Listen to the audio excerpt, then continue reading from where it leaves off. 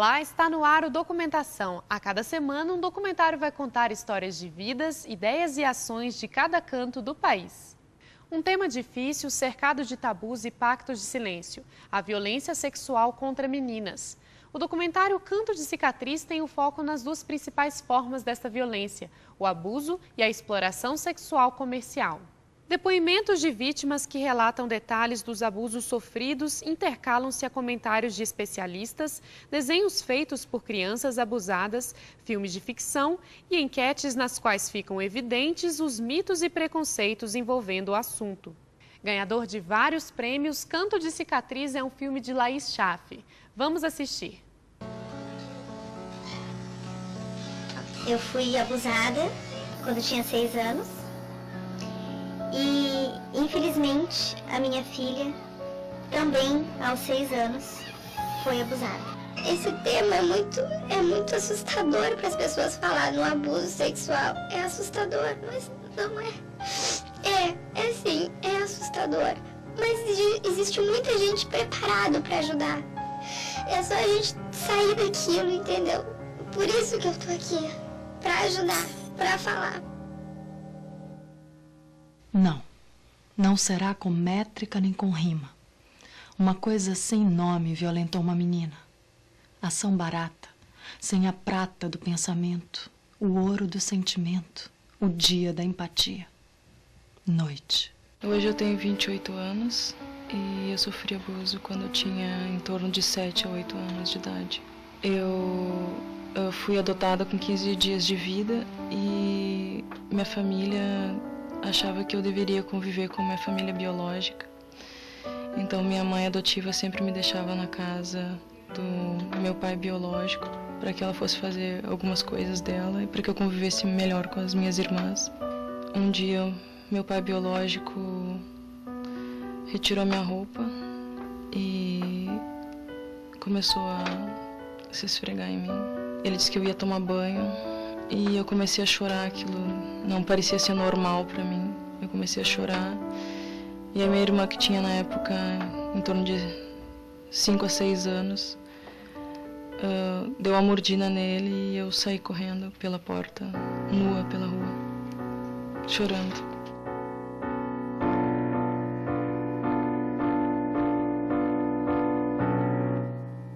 Crianças e adolescentes são vítimas de 2 tipos principais de violência. A violência intrafamiliar, que é quando os familiares estão envolvidos, ocorre o abuso e o segredo familiar faz com que essa violência perdure por anos e anos sem que a criança tenha condições de romper com essa situação. A outra forma de violência comum na nossa sociedade é aquela que nós denominamos de exploração sexual, que é quando o mercado interfere, entra como um interessado e transforma meninos e meninas em fonte de lucro.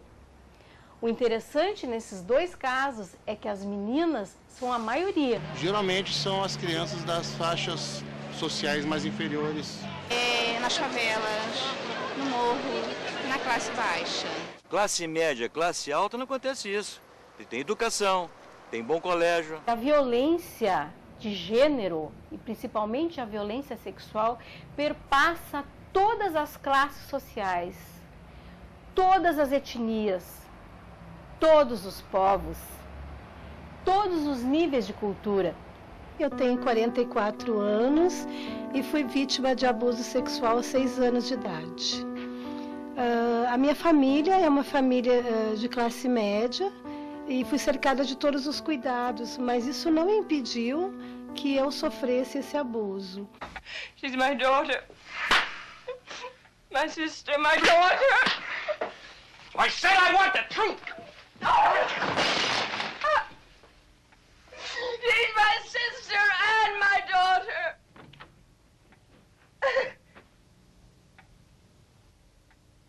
My father and I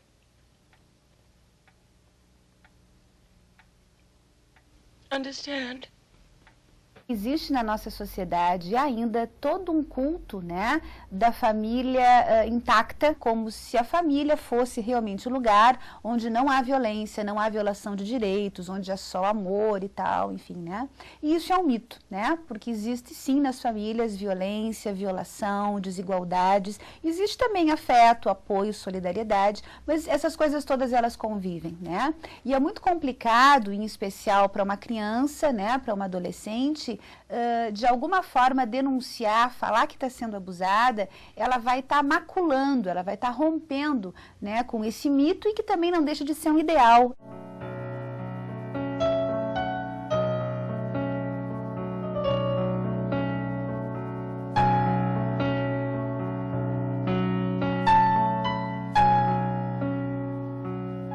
Uma coisa sem nome violentou uma menina. Uma coisa. Não era o lobo, nem o ogro, nem a bruxa. Era a fúria do real sem o carinho do símbolo. Eu tenho 30 anos e fui abusada pela primeira vez com 6 anos de idade.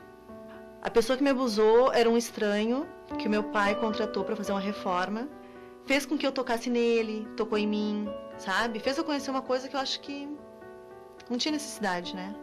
Mais tarde, talvez assim, um pouco tempo depois, não me lembro especificamente assim, quanto tempo depois, teve outro abuso, infelizmente na família, né, com o meu avô, e que foi muito triste porque a gente fica acuada, a gente não... Como é que tu vai dizer, né? Olha, o meu avô tá passando a mão em mim. Não está escrito na testa de ninguém, visivelmente a olho nu, quem é um abusador ou não, não é? E por isso, inclusive, que é muito complicado, às vezes é muito difícil se acreditar no relato da criança, porque muitas vezes quem está abusando é um homem, o pai, que parece um distinto profissional. Mas o que a gente sabe? Que famílias onde tem várias formas de abuso, não só o sexual, violência de uma forma geral, elas são famílias bastante rígidas, famílias que têm uma hierarquia, né, em que os papéis de gênero são extremamente rígidos e estereotipados. A gente tem que ter um cuidado ao classificar, né, as famílias, mas de alguma forma estar atento para essas características que elas parecem que facilitam o abuso. Por quê? Porque uma família mais conservadora, que prima por valores de obediência e em que o homem de alguma forma tem o poder e o domínio, fica como que tácito que a mulher e os filhos têm que obedecer.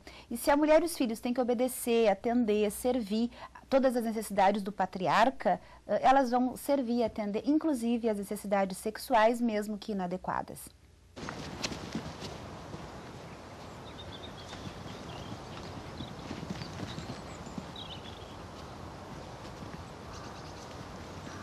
Infelizmente a gente fica, né, com uma desconfiança, porque tu confia.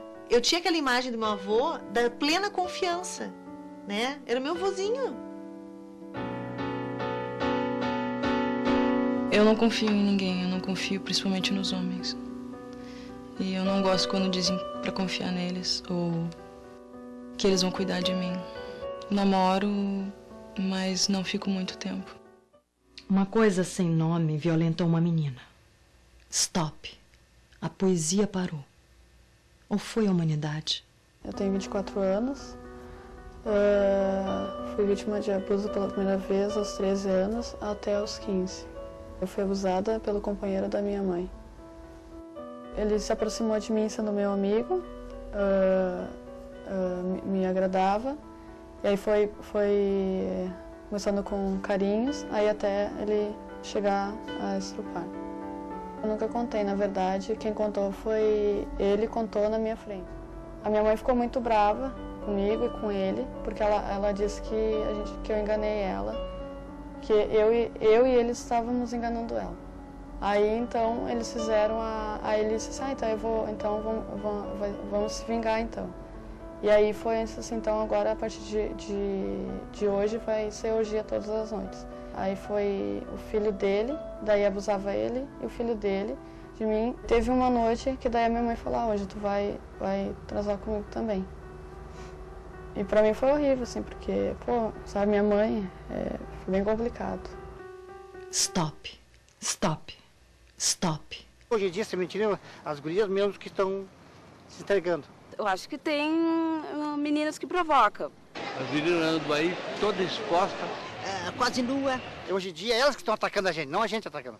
Será que é possível responsabilizar vítimas pelos crimes cometidos contra elas?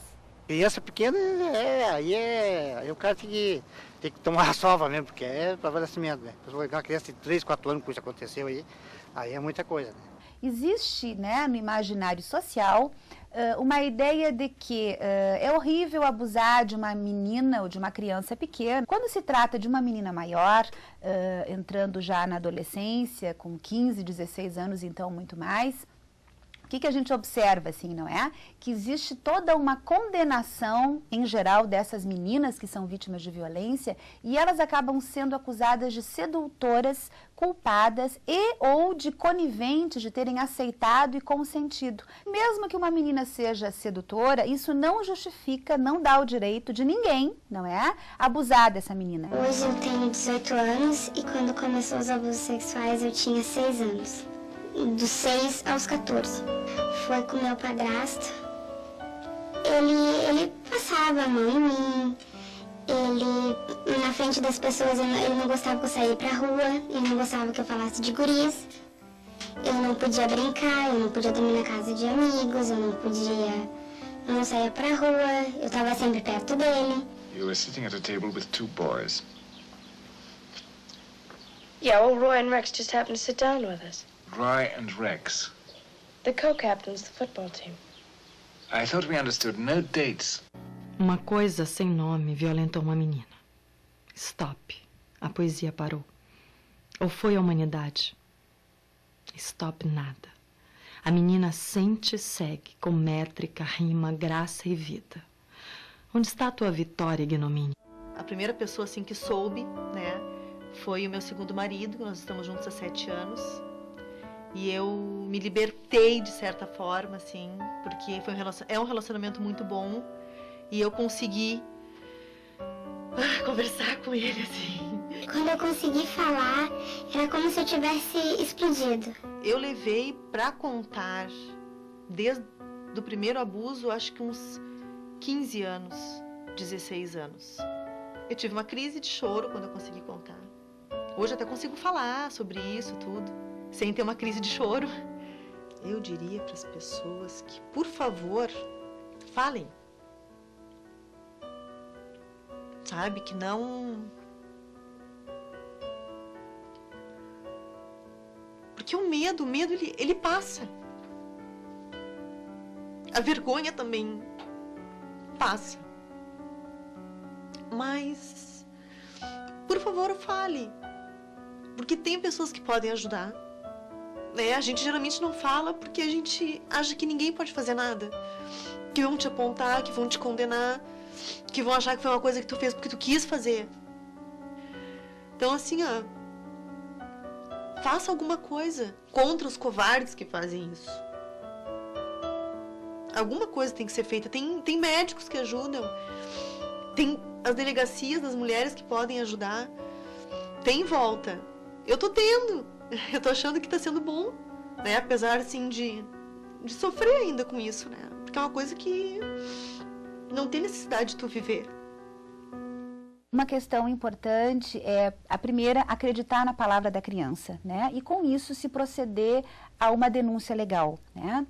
Existem vários locais na cidade, desde o telefone 0800, desde os conselhos tutelares, as delegacias para criança e adolescente, a delegacia da mulher ou quaisquer outras delegacias, os postos de saúde, os hospitais. Um dos trabalhos que se pode fazer enquanto política pública é capacitar os que ouvem. Professores, educadores, professoras, agentes de saúde, policiais. Nós temos histórias muito animadoras de pessoas que são capazes de superar essas situações. Faz uns 2 anos que eu faço terapia. E acho que tô um monte, assim. Minha relação com as pessoas melhorou bastante, porque eu tinha dificuldade de confiar em qualquer pessoa que fosse, independente do sexo. Eu não conseguia me relacionar bem, porque eu achava que todo mundo ia me maltratar de alguma maneira ou outra. Então, no início eu tive uma certa dificuldade de confiar nas pessoas. Hoje eu ainda tenho um pouquinho, mas já é bem menos do que era antes. Uma coisa que eu queria conquistar, eu já consegui, que é morar sozinha. E a próxima que eu quero ter, além de fazer a faculdade, é ter o meu carro.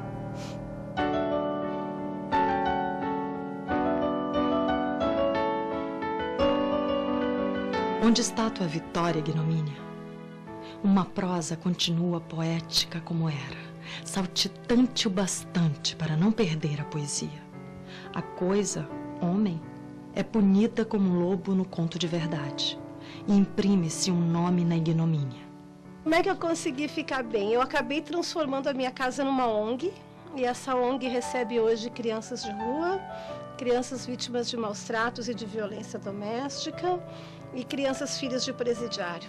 Funciona uma creche, eu não tenho parceria com o governo, né, com nada, assim, a gente depende da ação da sociedade, assim, da parceria das pessoas, e estamos tocando trabalho. Eu lido ajudando as pessoas. Eu tento conversar com as pessoas, eu tento trabalhar como voluntário, ajudando.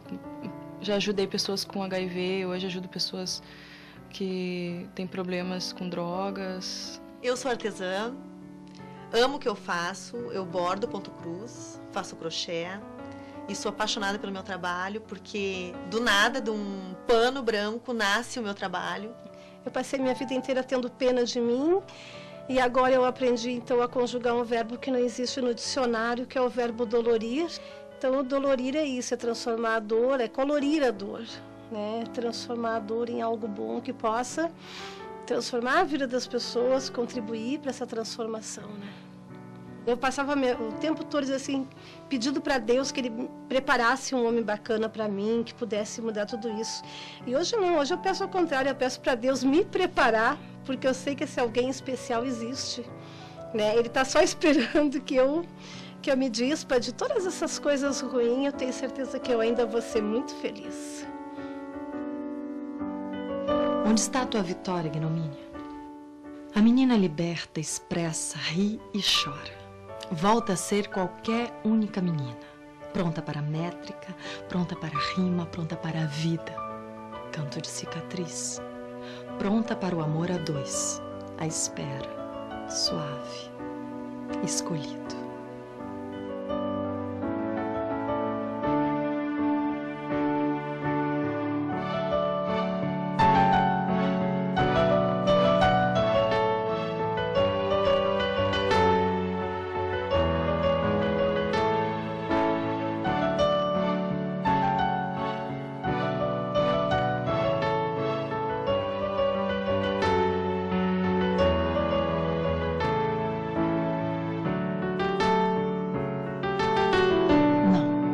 Não será com métrica nem com rima.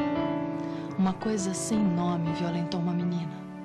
Ação barata, sem a prata do pensamento, o ouro do sentimento, o dia da empatia. Noite. Uma coisa. Não era o lobo, nem o ogro, nem a bruxa. Era a fúria do real sem o carinho do símbolo. Stop. A poesia parou. Ou foi a humanidade? Stop nada. A menina sente e segue com métrica, rima, graça e vida. Onde está a tua vitória, ignomínia? Uma prosa continua poética como era, saltitante o bastante para não perder a poesia. A coisa, homem, é punida como um lobo no conto de verdade, e imprime-se um nome na ignomínia. A menina liberta, expressa, ri e chora. Volta a ser qualquer única menina, pronta para a métrica, pronta para a rima, pronta para a vida. Canto de cicatriz. Pronta para o amor a dois. A espera, suave, escolhido.